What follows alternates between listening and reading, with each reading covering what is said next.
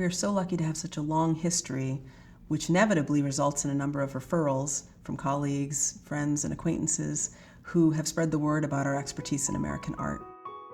Beyond the large number of appraisals we do each year, we also get a good number of calls from people who come across artwork in all kinds of unexpected places.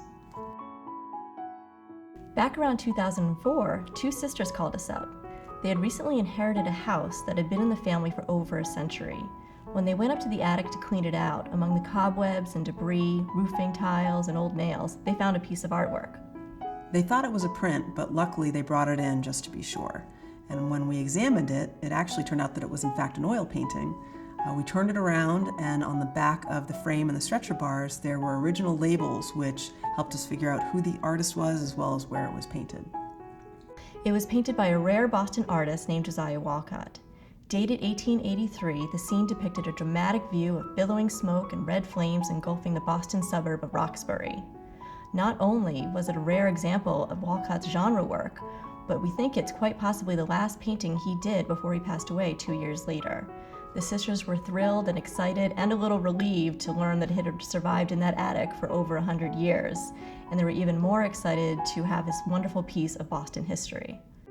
Just a few months ago, one of our contemporary artists, Janet Monifo, was asked by some neighbors to come take a look at some watercolors that they found in one of their closets that they had inherited years back. And she called me up and she said, "Have you heard of this artist, A.L. Ripley?" And I said, "Of course we've heard of A.L. Ripley. We have been handling his work since 1928. So I came out to their house to see the paintings in person, and the husband told me that he and his family had been quite close to the Ripleys, and he recalled as a child that he used to pluck grouse and game birds in the kitchen after Mr. Ripley had come back from a hunt.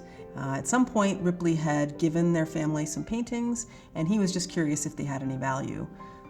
I was happy to report that 3 of the pieces were quite valuable, and we knew that collectors would have interest in that. 2 of them were hunting scenes, one being a rare southern shooting scene, and the third was a really vibrant depiction of a steamroller paving a street dated 1936 from the Great Depression era. We are thrilled to be able to find homes for such fresh and fabulous examples by the artist. As these stories show, you never know what treasures you're going to find up in the attic or down in the basement.